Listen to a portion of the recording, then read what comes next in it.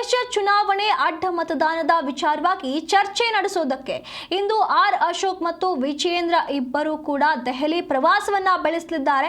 High command ನಾಯಕರಿಗೆ ಇದರ ಕುರಿತು ವರದಿಯನ್ನ ನೀಡೋದಕ್ಕೆ ನಾಯಕರು ತೆರಳುತ್ತಾ ಇರುವಂತದ್ದು.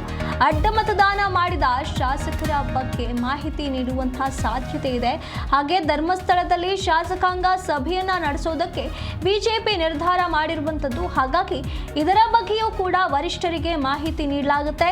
ವರದಿ ನೀಡಿದ ಬಳಿಕ ಹೈಕಮಾಂಡ್ ಶಿಸ್ತು ಕ್ರಮ ತೆಗೆದುಕೊಳ್ಳುವ ಸಾಧ್ಯತೆ ಕೂಡ ಇರುವಂತದ್ದು.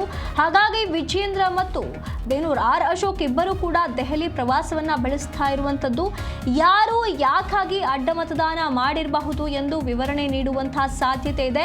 ಇಲ್ಲಿ ಸತ್ಯಶೋಧನಾ ಸಮಿತಿಯನ್ನ ಕೂಡ ರಚನೆ ಮಾಡಲಾಗಿದೆ, ಯಾರೆಲ್ಲ ಅಡ್ಡ ಮತದಾನ ಮಾಡಿದ್ದಾರೆ ಅನ್ನೋದನ್ನ ಕಂಡು ಹಿಡಿಯೋದಕ್ಕೆ.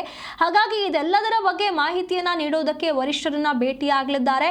ಅಡ್ಡ ಮತದಾನ ಮಾಡಿದ ಶಾಸಕರು ಯಾರು ಅಂತ ಹೇಳಿ ತಿಳಿಯುವ ಸಾಧ್ಯತೆ ಇದೆ ಅಂತ ಹೇಳಿ ಈಗ ಮಾಹಿತಿಯನ್ನ ನೀಡ್ತಾ ಇರುವಂತದ್ದು. ವಿಪಕ್ಷ ನಾಯಕ ಆರ್ ಅಶೋಕ್ ಕೂಡ ದೆಹಲಿಗೆ ತೆರಳುತ್ತಾ ಇದ್ದಾರೆ.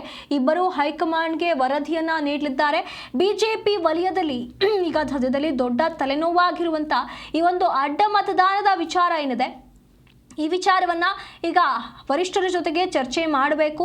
ಇಲ್ಲಿ ಏನೆಲ್ಲ ಕ್ರಮಗಳನ್ನ ಕೈಗೊಳ್ಳೋದಕ್ಕೆ ಬಿಜೆಪಿ ಮುಂದಾಗಿದೆ ಅದರ ಬಗ್ಗೆ ವಿವರಣೆಯನ್ನ ನೀಡಬೇಕು ಅಂತ ಹೇಳಿ ವರಿಷ್ಠರನ್ನ ಭೇಟಿ ಮಾಡೋದಕ್ಕೆ ವಿಜಯೇಂದ್ರ ಮತ್ತು ಆರ್ ಅಶೋಕ್ ಅವರು ದೆಹಲಿಗೆ ತೆರಳುತ್ತಾ ಇರುವಂತದ್ದು.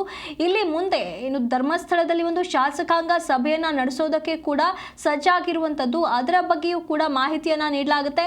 ಹಾಗೊಂದು ಸತ್ಯ ಸಂಶೋಧನಾ ಸಮಿತಿಯನ್ನ ಕೂಡ ರಚಿಸಲಾಗಿದೆ. ಈ ಒಂದು ಸಮಿತಿಯ ಮಾಹಿತಿಯನ್ನು ಕೂಡ ವರಿಷ್ಠರಿಗೆ ಬೇಕು ಅನ್ನುವಂತ ಉದ್ದೇಶದಿಂದ ಇಬ್ಬರು ಕೂಡ ನಾಯಕರು ದೆಹಲಿಗೆ ತೆರಳುತ್ತಾ ಇರುವಂತದ್ದು. ಹಾಗೆ ಇದಾದ ಬಳಿಕ ಹೈಕಮಾಂಡ್ ಶಿಸ್ತು ಕ್ರಮವನ್ನ ತೆಗೆದುಕೊಳ್ಳುವಂತಹ ಸಾಧ್ಯತೆ ಇದೆ. ಹಾಗಾಗಿ ಇದೆಲ್ಲದರ ಬಗ್ಗೆ ಚರ್ಚೆ ಮಾಡಬೇಕು ಅಂತ ಹೇಳಿ ಇಬ್ಬರು ಕೂಡ ನಾಯಕರು ದೆಹಲಿಗೆ ತೆರಳುತ್ತಾ ಇರುವಂತದ್ದು. ಇಷ್ಟು ದಿನಗಳವರೆಗೂ ಕೂಡ ಇಲ್ಲಿ ಒಂದು ಸಮಿತಿ ರಚನೆ ಮಾಡೋ ವಿಚಾರವಾಗಿ, ಹಾಗೆ ಧರ್ಮಸ್ಥಳದಲ್ಲಿ ಶಾಸಕಾಂಗ ಸಭೆ ನಡೆಸೋ ವಿಚಾರವಾಗಿ ರಾಜ್ಯದ ಮಟ್ಟದಲ್ಲೇ ಚರ್ಚೆಗಳು ನಡೆದ್ವು, ಎಲ್ಲಾ ತಯಾರಿಗಳು ನಡೆದ್ವು. ಈಗ ಹೈಕಮಾಂಡ್ ಗಮನಕ್ಕೆ ಇದೆಲ್ಲದನ್ನ ತರಬೇಕು, ಎಲ್ಲಾ ವಿಷಯಗಳನ್ನ ಹೈಕಮಾಂಡ್ ನಾಯಕರ ಜೊತೆ ಚರ್ಚೆ ಮಾಡಬೇಕು ಅನ್ನುವಂತಹ ಉದ್ದೇಶದಿಂದ ಈ ಒಂದು ಪ್ರವಾಸವನ್ನ ಕೈಗೊಂಡಿರುವಂತದ್ದು. ಹಾಗಾಗಿ ಇಂಥದ್ದು ಕೆಲವೊಂದಿಷ್ಟು ಮಹತ್ವದ ಚರ್ಚೆಗಳನ್ನ ನಡೆಸಬೇಕು ಅಂತ ಹೇಳಿ ಹೈಕಮಾಂಡ್ ಅಂಗಳಕ್ಕೆ ತಲುಪ್ತಾ ಇರುವಂತದ್ದು. ಇಲ್ಲಿ ಖಂಡಿತವಾಗಿಯೂ ಕೂಡ ಯಾರೆಲ್ಲ ಅಡ್ಡ ಮತದಾನ ಮಾಡಿದ್ದಾರೋ ಅವರ ವಿರುದ್ಧ ಶಿಸ್ತು ಕ್ರಮಗಳನ್ನ ತೆಗೆದುಕೊಳ್ಳಲಾಗುತ್ತೆ ಅನ್ನುವಂತ ಎಚ್ಚರಿಕೆಯನ್ನ ಈಗಾಗಲೇ ವಿಜಯೇಂದ್ರ ಅವರು ನೀಡಿದ್ದಾರೆ.